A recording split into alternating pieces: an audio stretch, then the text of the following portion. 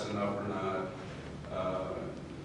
Is that enough of the amount of money that people can lose? And it is something, especially they're targeting children and senior citizens today too, so that is a bigger problem. We should, you know, a lot of your information, whether it be Medicare or Social Security, use your Social Security number. I think those numbers should come off of any kind of identification. So go ahead. Basically, we'll have some forms here. Have you passed those out? That should be on your desk. But if you have some ideas, some input, please let us know, because we are trying to put together something that's comprehensive and, to address the problem. Anyway, enough of that. Like I said earlier, oh, sorry, here's just another slide. Whoever to report to, but anyway. As far as the other issues, I think that we're certainly dealing with when we get to the end of September. We have the end of the fiscal year. The Senate has not done any of their appropriation bills. In the House, we've been able to do 4, pass those off the floor of the House. When you look at the overall budget situation with almost $17 trillion of debt today, annual deficits have been well over $1 trillion. It's going to be down somewhat this year because of the sequester, because of some additional revenue that's come in anticipation of the taxes going up this year. A lot of folks did a lot of capital gains, sales, things like that before the first of the year, which really has given us a lot more revenue than would be normally anticipated. So the debt ceiling is probably going to hit right now we look for the first part of November, maybe into mid-November. If you look at the Treasury Department on their debt ceiling, it's stuck at $16 trillion, 699 billion or something like that. They can't go over or else we're in default. So they're doing extraordinary measures today by not paying bills, obligations, taking credit for a lot of things that would not be really spread out over a long period of time, but a lot of what they call extraordinary measures. So that's going to have to be addressed. What I think is going to happen, excuse me, we in the House will pass a continuing resolution which will fund the government for at least a couple months into the 1st of December. We'll see what the Senate does with that. Get us past the debt ceiling, so that my hope is that we can get some kind of big agreement between the administration, the Senate, and the House, so that we'll actually have real numbers to work with. One problem, and I chair a subcommittee on appropriations, is the difference between the House budget and the Senate budget. The Senate finally did a budget this year for the first time in 4 years, which is pretty amazing. The trouble is they had $1 trillion of new taxes in it, and their allocation of discretionary funding, which is about 1/3 of the budget, is actually about $92 billion greater than what the House allocation is. And so it's to try and get to conference and to work out those differences without a larger agreement is going to be virtually impossible. So my particular bill, we're $10 billion less, and it's transportation, housing, urban development. We're about $10 billion less in allocation than what the Senate bill is. About $7.7 billion under last year's funding level. So we're trying to cut spending, do it in a smart way. We're funding the priorities as far as everything in the highway bill, our obligations, making sure that people have the vouchers that they need for their in HUD, so we're not throwing anybody out in the street. Fully funding air traffic controllers to keep that system operational. But there's real reductions in the rest of the budget, so that's where you have to go. But anyway, there's all kinds of other issues, and again, I'm here to listen to you folks. I've talked way too much. Obviously, my voice is not good today. So I've been fighting a cold for a few days. Too many miles in air-conditioned vehicles. Does that make sense? Recently, we heard that Mr. Obama gave Senate, they do not have to be in Obamacare. Was that voted on by Congress, or did he just do that as a mandate? And why? What happened in the health care bill, when it was originally passed in the Senate, Senator Grassley had an amendment that would put members of Congress and their staff in the exchanges. That has not changed. We will go into the exchanges. What has happened was the Office of Personnel Management made the decision that the federal government would continue to subsidize about as close to 75% of the cost of the health care. So while we will all go into the exchange, it was not clear in Grassley's amendment whether the federal government was obligated to continue that benefit. And what they're saying is, yes, they will pay the same percentage of the cost of the premiums as what they did before. So we're not exempt at all. Interestingly enough, the people who wrote the bill, the leadership committee staff, are all exempted. They exempted themselves. How do we ever get it fixed if the people up there not have any way to get to you, get to it? It doesn't make sense. Right. No, it's, and we will have the financial services appropriation bill will be on the floor in September. What that will do will be to prohibit them from transferring funds from Health and Human Services to the IRS to enforce the health care bill. And so that the Enforcement Act will stop the funding, in essence, of the enforcement. That will be legal? Sure, and that's the only power that Congress has, is the power of the purse, basically, on something like this. Now, are you going to get the Senate to go along with it? Are you going to get the President to sign it? That's the dilemma.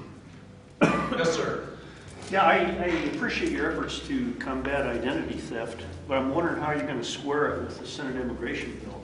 It seems to have a lot of support among McCain, Graham, and those type of people, but also in the House with Boehner, Cantor, and Paul Ryan, because the Senate immigration bill talks about the illegals that are committing identity theft and income tax fraud, and it says all they have to do is pay back the taxes they owe, and also they don't get credit, Social Security credit, for the years they worked under somebody's Social Security number. Then they go into the pathway to citizenship. Now you're talking millions, because it was in 2011, the Pew Hispanic Center said there's 8 million illegals working in the United States. So that's 8 million illegals committing identity theft and or income tax fraud. And they're going to get a break where we've got American citizens across the United States in jail right now for committing identity theft. But yet, Boehner and the leadership is pushing for this.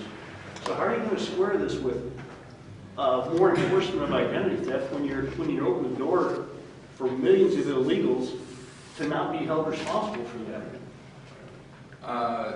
I'm not sure where you get the Boehner and pushing there. We're not pushing it all for the Senate bill. Well, Cantor and Caroline are speaking for amnesty for the illegals.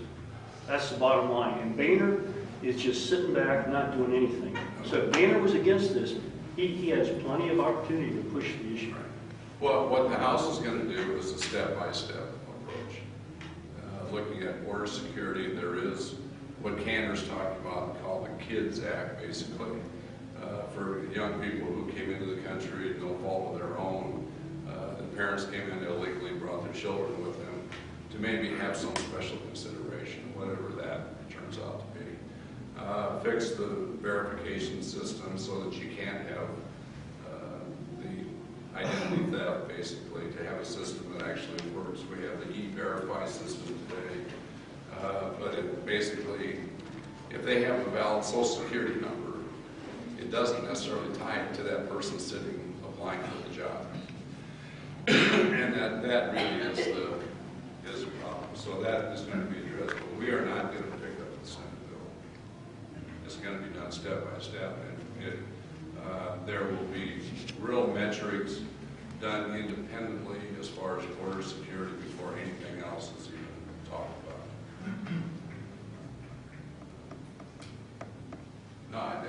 Boehner, I'm not going to apologize or defend him necessarily, but what he's saying is that let the process work, let the committees do their job, bring forth legislation, bring it to the floor, vote it up and down, whatever. But he, basically he's allowing call regular order, basically. Yeah. I'd like to follow up on that a little bit.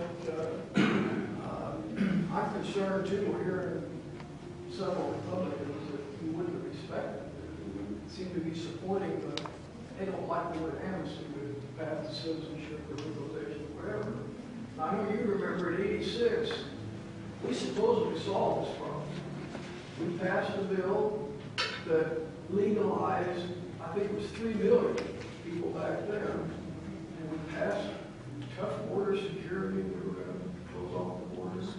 Verification system in Yeah, place. and we had severe penalties for employers that hire illegals. They're still in effect. We have penalties for people that come illegally.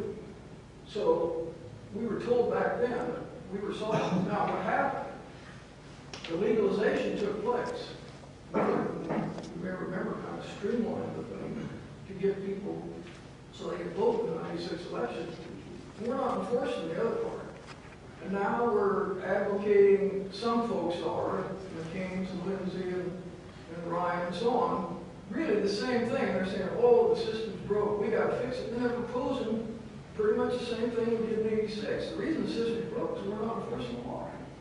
Yeah, you're exactly right. If the Federal law is, government, not only are they not enforcing the law, when states try to do it, federal government comes in and sues them to stop.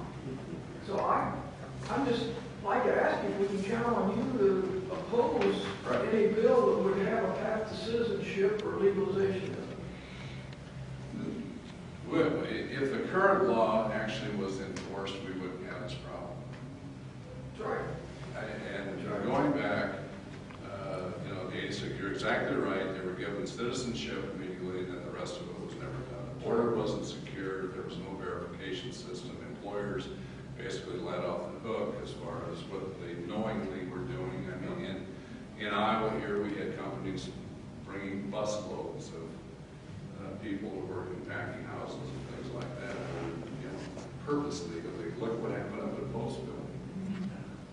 Just the same thing.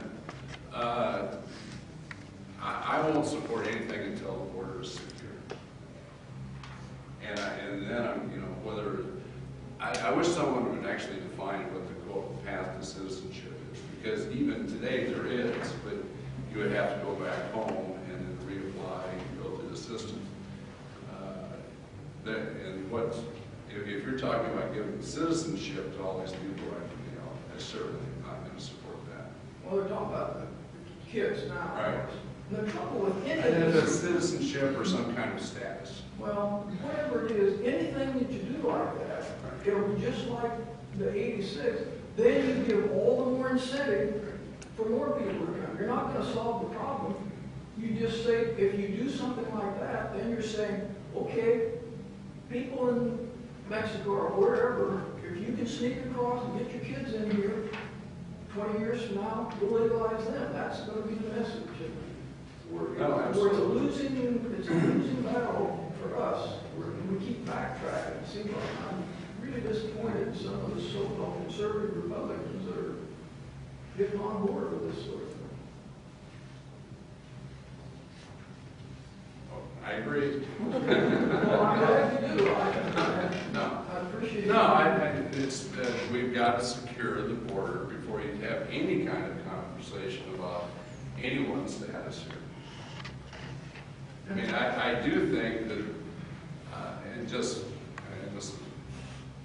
I have great empathy for kids who were brought here, nothing to do with themselves, who have grown up. They wouldn't have a clue where they came from back in. I mean, I do have real concerns about that. Would you vote yes for amnesty for them type of people? You'd be no on Right. Good. Well, I don't like using the word amnesty because all the people that are the pro-immigrant people, they say, oh, it isn't amnesty. Or And fact we have citizenship. quibble over the definition of words, and they like legalization or path to citizenship. Even back in '86, they didn't like the word amnesty, even though that's what it was. Isn't the point that they broke the law? I can't break the law, you can't break the law. A republic runs by laws, and they're illegal, that's the point. They've broken the law. That's not a way to start your life in a new country. There's about 40% of the people who are, say undocumented illegally today that came into the country And they with documented became students, legal, they should be whatever, in the state. some type of They legal are visa, legal, which, but illegal is the point. and not, I'm sworn to uphold the Constitution, that means the laws of the United States. A republic runs by everyone minding the law. Right. If not, you go to the judge. Well, the thing of it is, if you come into the country with legal documentation and you overstay your visa, that is not a criminal offense. No, but you should leave. But what? No, but you should leave when your time is Well, up. yeah, and no one's tracking anybody. They don't know who anybody is. But it's not a criminal offense. And No, I agree. if they come over the border illegally, that is a misdemeanor. A little bit like taking out a library book and keeping it too long. Right. Only you have But you real do have to penalties pay a when fine on the library. you return it. Yes, sir. Why shouldn't it be illegal for people to overstay their visa? Why can't you introduce a bill to make it a felony for people coming into the United States on a visa to overstay their visa? Well, and that's one of the enforcement mechanisms is going to be whether it's a felony or a misdemeanor, but right now there's no basis for, if local law enforcement stops somebody, there is no criminal penalty they cannot hold for that. And even a misdemeanor would at least have them be able to arrest them. And so there's got to be some type of team, there's no question about it. Now, make it a felony or misdemeanor. Basically, it's right now there's no consequence at all. It's a civil issue. So would you be willing to introduce a bill to make it a crime? Well, we're going to have that bill to vote on. Yeah, that's part of the reform. One of the step-by-step bills is going to have that provision in it. Yeah. Will there also be included for employers who hire folks who are here illegally? If the jobs dry up, the problem will solve itself because the folks that are here, if they're here illegally, can't get a job, they're going to go somewhere, even if it's back to their home country, and that's put the hammer on the employers, and the problem will solve itself to a great extent, not totally, but to a great extent. Right. And absolutely, as far as enforcement with the employers, but also we've got to have a system in place that actually works. This E-Verify system, like I said before earlier, if you have a valid Social Security number, you give it to this employer, and he runs a check on it, and it shows it's fine, but it doesn't tie him to that person sitting across the table. Next week he comes in, he's a different person. I mean, and there could be 20 people using the same Social Security number. And so the system as it is not working. I mean, you've got to have some way, have people with a form of identification that actually is foolproof, that you can actually show that, yes, that person's Social Security number is actually this, and that is who he says he is. Right now, the system, I mean, the employer is going to be held liable for that, obviously. The problem with E-Verify now is it's voluntary. They don't have to do it. Well, but It should be mandatory. Now, they are also working on, and I think they've implemented this lately, a photo legal driver's license, so that they're trying trying to address the issue that you're talking about, but there needs to be mandatory, that's the trouble. Nobody has to use it. If in fact they use the system, though, the incentive is there that they have a basis of defense. Yes. When someone comes in and says, you know, this person's illegal, say, well, I didn't verify. I mean, that's the incentive for them today. Yeah. Excuse me.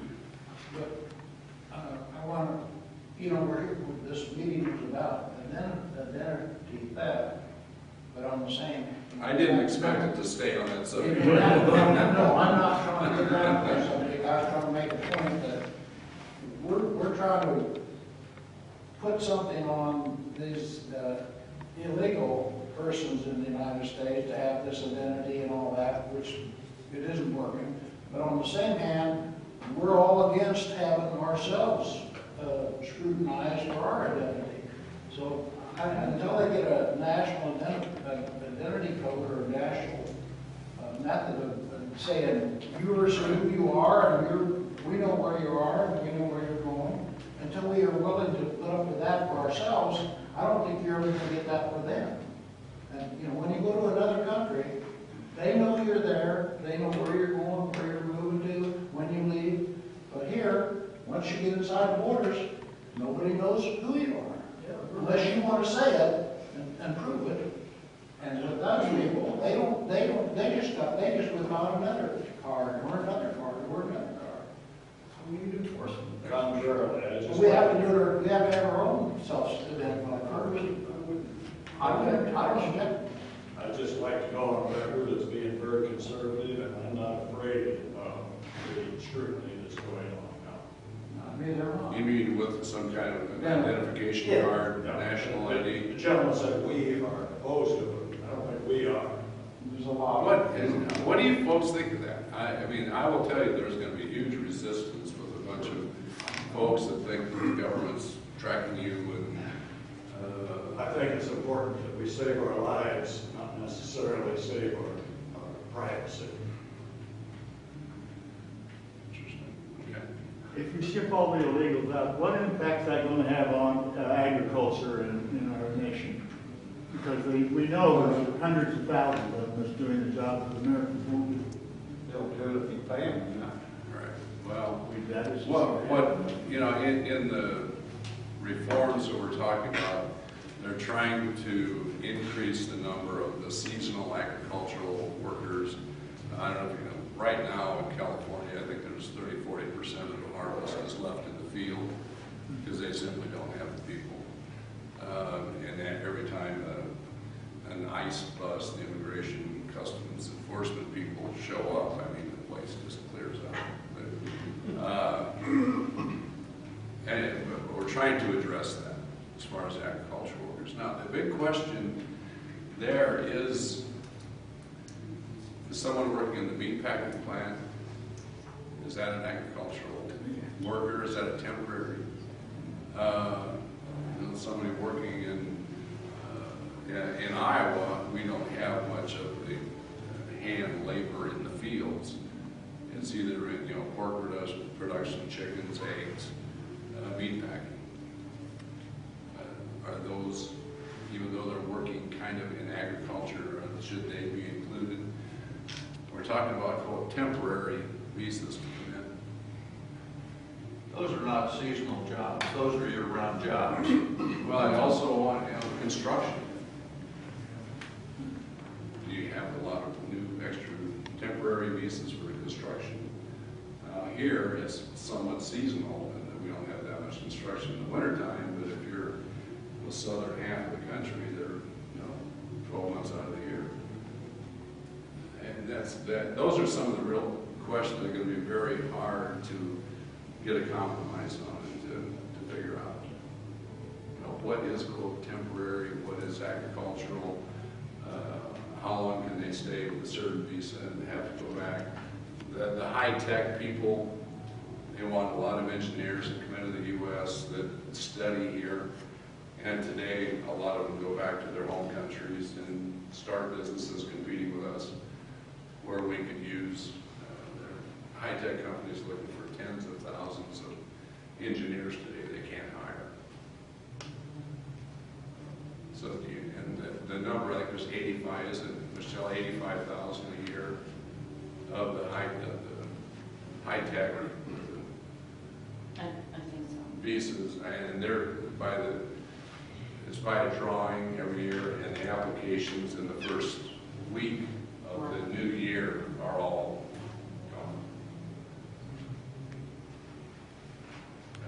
In terms of the agricultural workers, there's been a visa for agricultural workers for decades. Right. But the farmers don't like to use it because what it requires them to do is plan ahead, provide housing and decent pay for their employees. I lived in California for decades. We faced this issue of the farm workers supposedly doing jobs Americans wouldn't do. It's total nonsense. There are even articles in even the LA Times talking about, I think it's HB2 visa, something like that, that a bunch of farmers in California didn't want to use because it was easier to bring the illegals in. So the idea that we need all the illegals because we don't have enough farm workers is total nonsense. All you have to do is expect the farmers to abide by the law and bring in these temporary workers, which they can do legally, but they have to provide decent housing, give them decent wages, and then make sure they get the heck out of the United States at the end of the season. So this is total nonsense to say that we need the illegals to pick all the crops in the field. Well, and that gets back to the enforcement. And that's it. If you have the ICE people going to the employers and enforcing the law, I think that's going to solve the problem you're talking about. But right now, it's almost impossible. It's for them anyway. They don't want to enforce the law today. I mean, that's selective enforcement has become a brand new in Washington.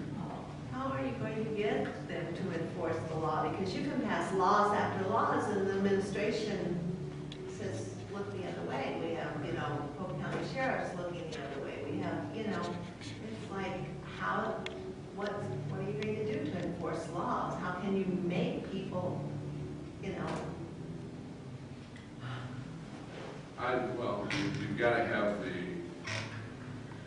the leverage you have, basically, I think, is in, certainly in the funding aspect of it, but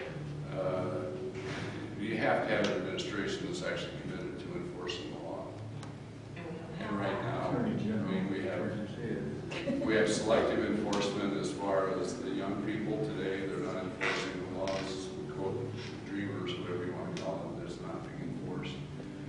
When you look at the health care bill, with the exclusion of corporations now for another year, it's in the law, hard and fast, that it has to be enacted by the 1st of January this year, this next year. They're not going to enforce it. and there's no punishment for the administration not enforcing the law. The biggest, I will tell you, the biggest frustration I have today is the fact that we're doing these continuing resolutions all the time. The Senate not having passed a budget for 3 years, this year passing a budget, but it's totally outrageous, not rational. So you end up in these CRs, continuing resolutions, and what that does is prohibit Congress from using what power they have, and that's the power of the purse. Because the funding just continues at the same level it was last year. You can't eliminate programs that duplicate other programs. You can't cut down the size of the bad stuff and put, there's some areas where you need to have more funding. You have contract obligations, a lot of different things that you have to do. I'd like to put more money in infrastructure, certainly. But under this scenario, it basically empowers the bureaucracy. And I will tell you, I think we've now got 4 branches of government: executive, judicial, legislative, and the bureaucracy. And the arrogance today is unbelievable because they're not held accountable. And with the gridlock that's there, doing these CRs, you have no way to get at them. They can do what they want to do. And that is really scary, I think, for the future.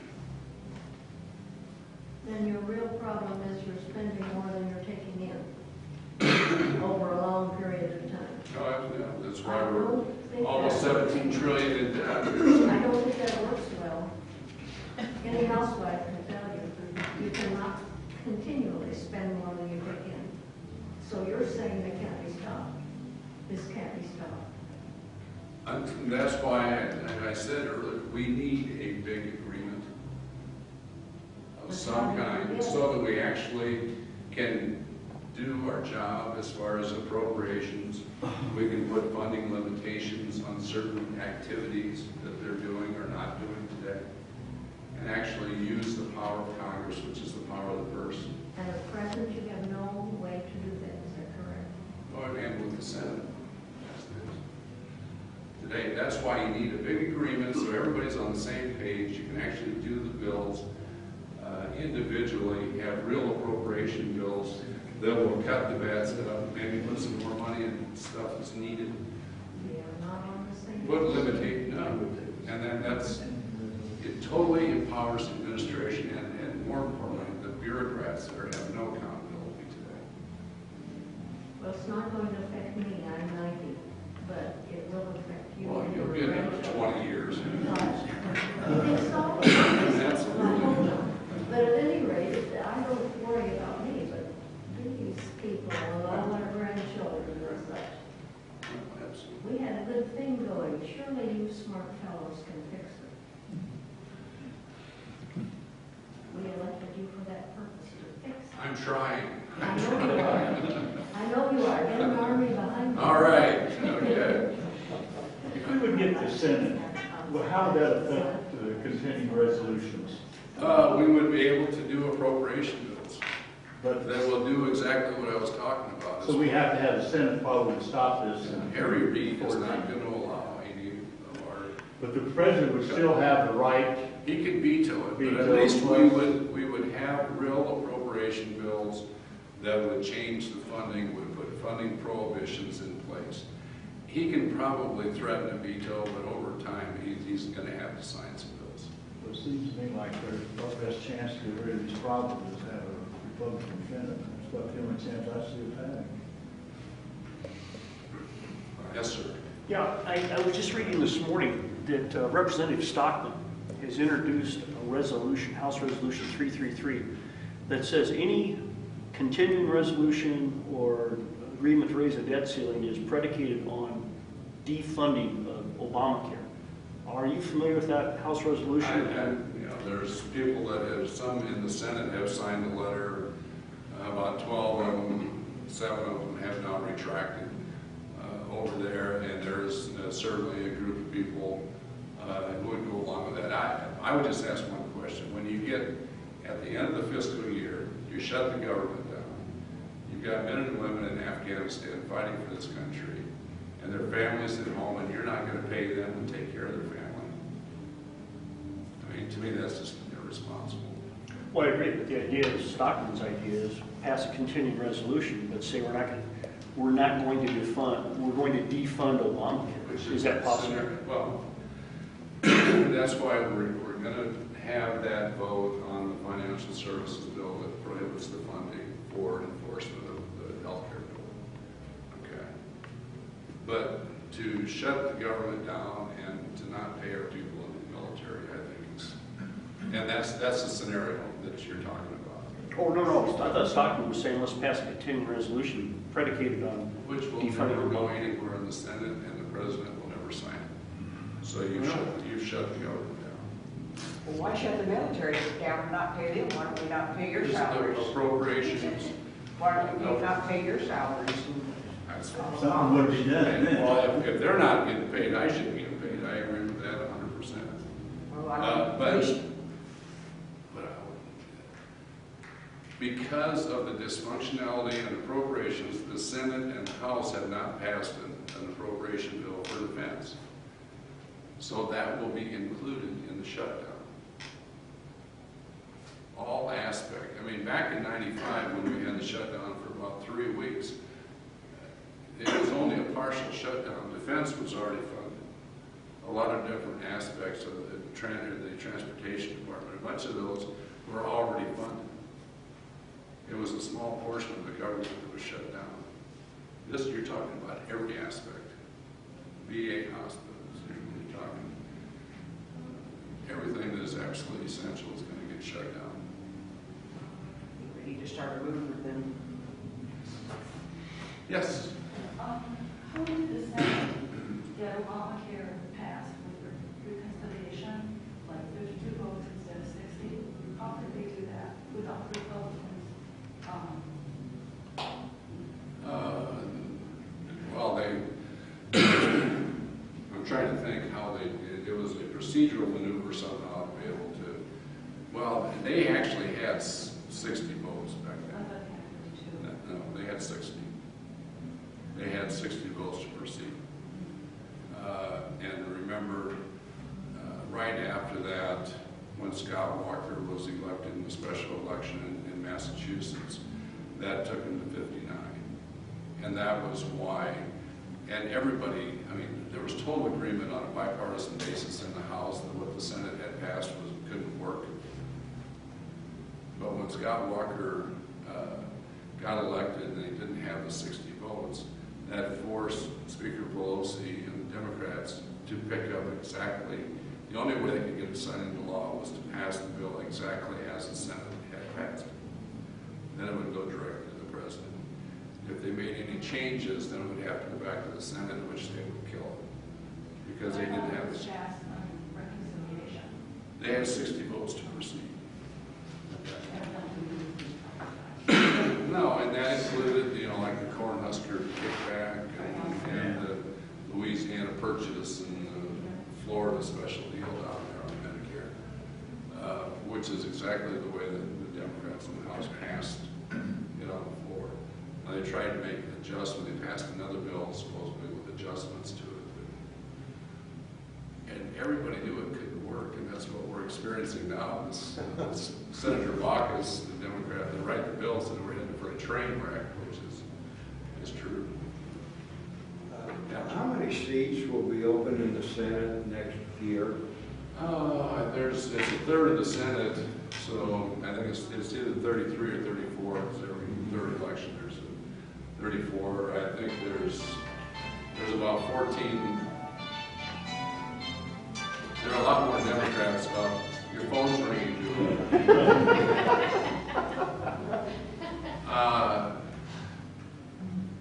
The opportunities are very good. Right. Well, I agree. We had a discussion going here for 45 minutes, and we really haven't answered any questions or solved any problems. I don't say that to be pessimistic, just realistic. What this gentleman said, I think our only chance to get this thing turned around, we've got to get a majority in the Senate. That would right now be more important than having the White House.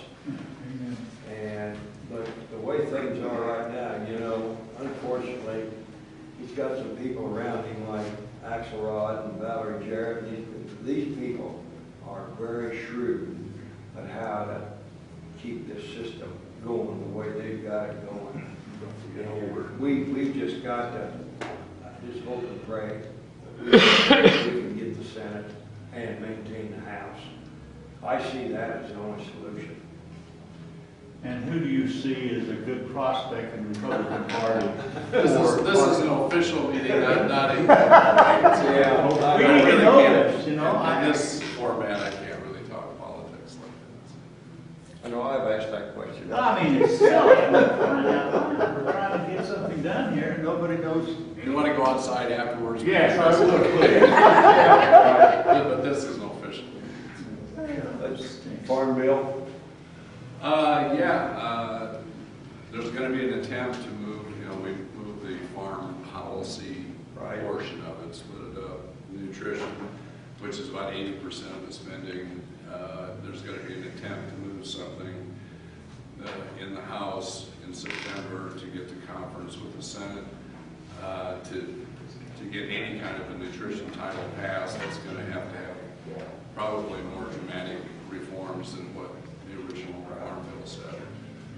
We do not have to have the nutrition title to conference with the Senate because if it's in one or the other bills in conference, it becomes an item that's eligible to be brought back from conference.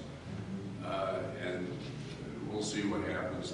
I know I've been on leadership, and I know the speaker is absolutely committed to get something done here, to get this thing finalized finally and get it done, hopefully in September. And it's, you know, the House bill originally, and I've got a lot of frustration with some of the members on my side of the aisle. This is the first opportunity we had to address what is the real problem with spending. It's on the mandatory side of it, the entitlement side of it. We had about $20 billion of reductions in mandatory spending on the farm portion, about $20 billion on the nutrition portion. And some folks we couldn't get 218 votes. Some folks thought it was too big a cut. Some, you know, if you spend any money, I mean, there's a group of people who want to eliminate everything. And that's why we're in the situation we are. But that was the opportunity to actually address mandatory spending. Right. 2/3 of the budget is entitlement, mandatory, or in interest on the debt. And that's what's growing at 7, 8, 9% a year. You've got 10,000 baby boomers like myself every day signing up for Medicare and for Social Security.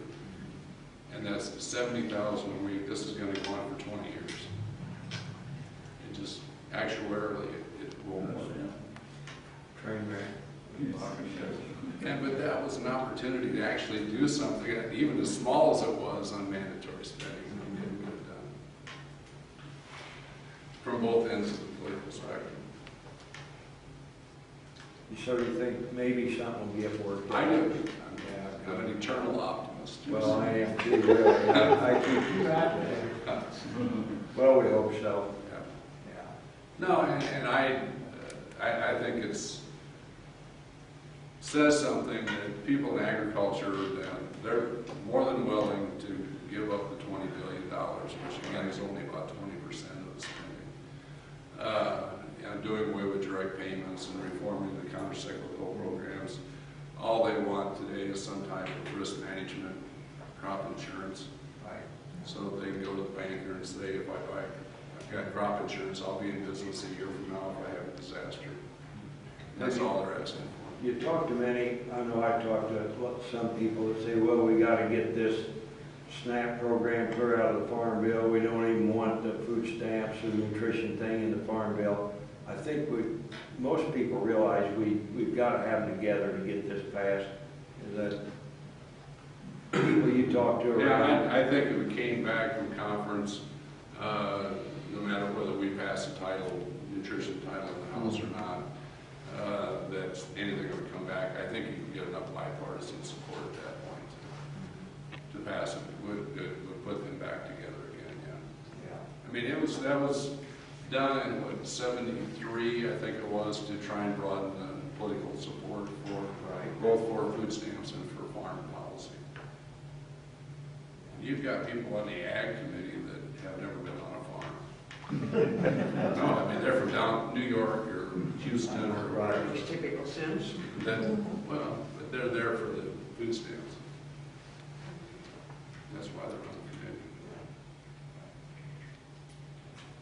Yes, sir. What do you think about the House appointing a special committee to investigate Benghazi? I would certainly support the idea. I really do. I know, and I've actually talked to the speaker about trying to do that. I think he is such an institutionalist. He believes that the committees of jurisdiction should do it.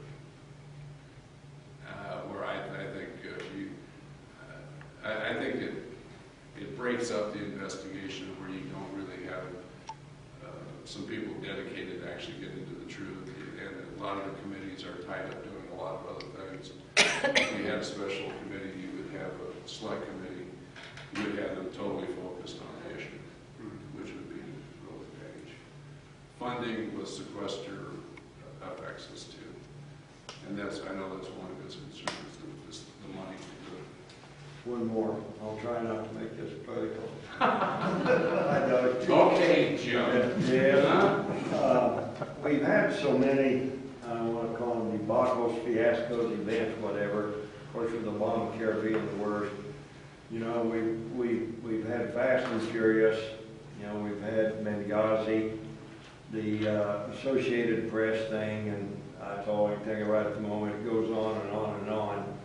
It seems like, you know, what we have hearings, we see it on C-SPAN, or, you know, we read about it in the paper, and it just seems like there's no way to shut this guy off, or is there, like he just asked about a special committee to investigate Benghazi. Is anything going to come of that, or the IRS, or any of these? I think there will. I can assure you, leadership, I know personally the speaker, the Benghazi thing is driving him crazy. Because there's got to be something there. Now we're finding out, you know, almost a year later that there were 35 CIA people in the area that could have helped out that night. And they let them sit. Stand down. No, and what was the purpose for them being there? That was why they were there. Yeah, I know it's.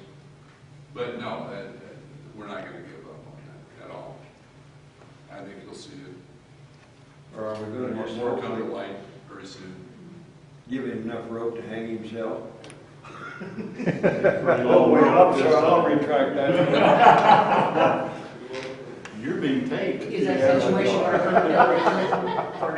for 2014? Is that what occurred? I mean, is that? Oh, I think it served politically, potentially could have an effect on it, because she was responsible for the people that's the there. point. So, yeah. Yes, sir. Yeah, Tom, I've got a question. We're on Medicare. We carry good insurance, 100% coverage, for our drugs, everything. Where in the hell do we stand with this Obama thing? I think the biggest concern you would have would be in access to health care, because it really is dramatic, the cuts that are going to come to care facilities, nursing homes, to home health care, the cuts, where you're seeing companies right now, they've got some pilot programs going on as far as like oxygen that you get in your home and things for people who need that, where you're going to have to do it by mail order, competitive bidding basically. And there's like you go over to Council Bluffs in southwest Iowa, there's a bunch of the companies that go out and service these that are going out of business because that was one of the pilot programs. I think the biggest concern in any rural area is going to be access to health care.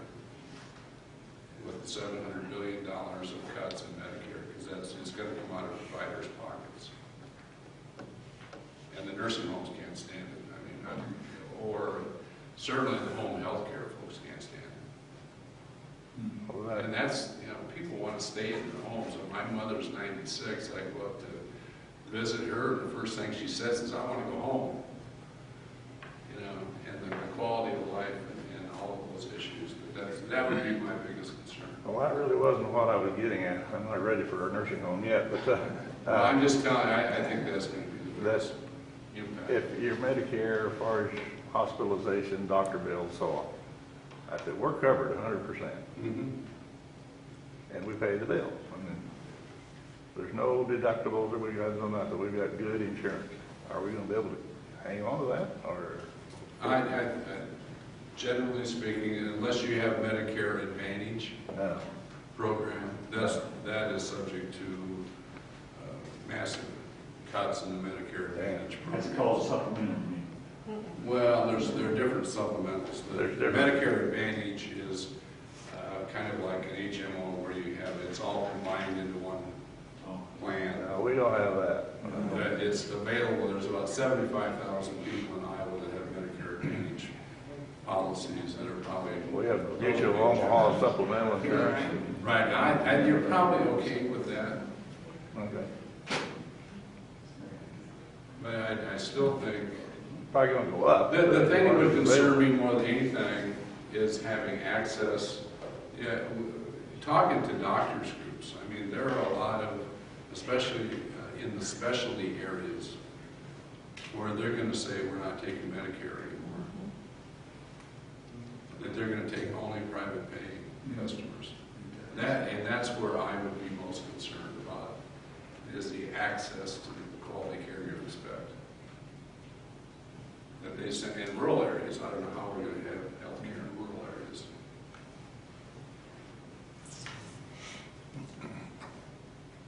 Okay, one more. One more. I think we've answered every question.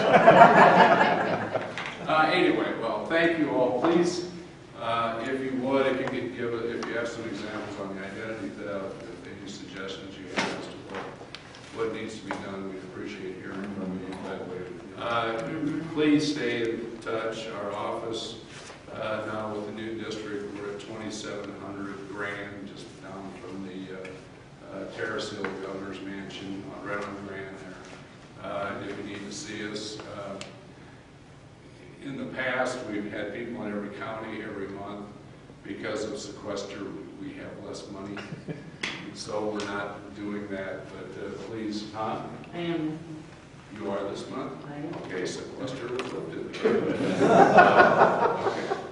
Anyway, you'll let the press here know when you're going to be here. So, but please stay in touch. Your input means everything to me. And we got a lot of challenges. We just need to do it in a civil way and address them and really fix the problem. So anyway, thank you all very, very much for being here.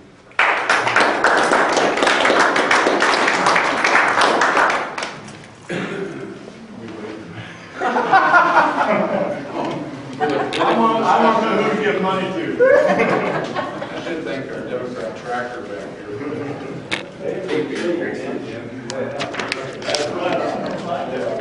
Be around if you could call them. All right. I don't know whether we'll try to do another fundraising next summer or not. Take care, buddy.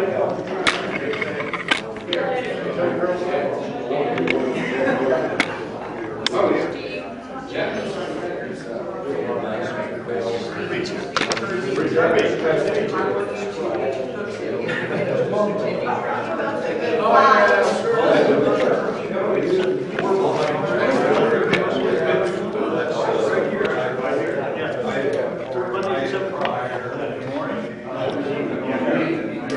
That's my golf time, 7 o'clock. Morning, oh my gosh. Do I stay? Do I stay in there? Do I have to stay in there? No. I mean, I don't know.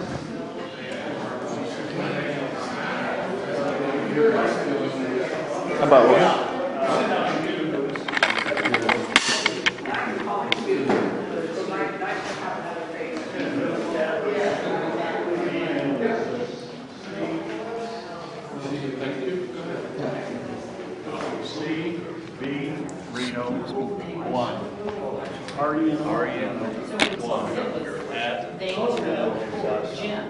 Which, were you the mayor?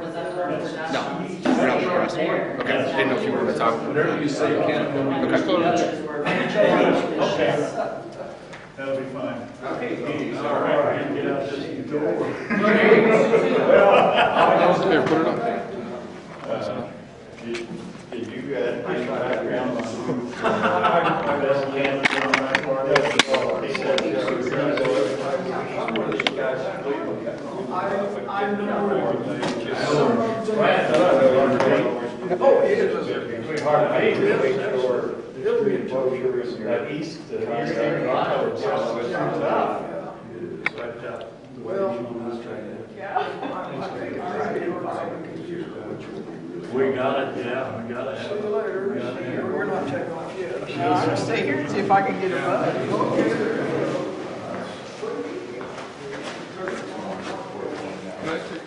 Sure. Hello, who are you? I work for Outside. I just want to ask you a question about the identity theft. You reminded of the immigration reform. What was your question? I didn't get your question, I didn't get the answer. Well, basically, Congressman is pushing stricter enforcement of identity theft laws. And under the Senate immigration bill, it's going to allow illegals who have committed identity theft a path to citizenship, and the only punishment is they can't get Social Security credit for the years they worked under somebody else's Social Security number. And then the whole income tax issue, income tax fraud. Illegals who commit income tax fraud by being paying tax, not paying income taxes, they're only penalty in the Senate immigration laws. Not to pay back taxes. But both of these groups are be on the path to citizenship. And so if you're going to be more aggressive about identity theft, what do you mean about the millions of illegals who are just going to basically get their hands slapped and then be on a path to citizenship? And for years, American citizens have been going to jail for committing identity. What are you going to do? What's the solution? Well, in terms of the immigration law, the thing needs to go down in flames. There should be no amnesty, no forgiveness for these illegals unless you're also going to apply it to American citizens. I mean, if you're so concerned about these illegals and you're going to let them stay committing identity theft, why are we putting American citizens in jail for committing identity theft? So I'm talking about equality of treatment here, and it seems to me like the illegals are getting special treatment. What is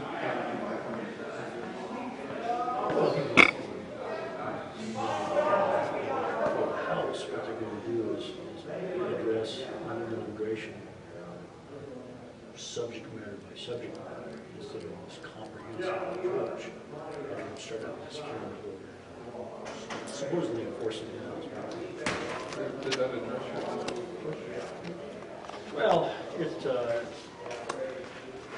it did in one respect. If in fact, the House does take a look at the approach, it starts off by saying we secure our borders, period. And once the borders are secure, private sector accommodations through the borders, enforcing security, and then stop. And spend a few days doing that. And then we can Well, I suppose I ought to go home and go to work. I said in the morning. I don't know what age you guys have breakfast and solve all the games about it. $4 enforcement. Well, that didn't happen. Now we've got 11 last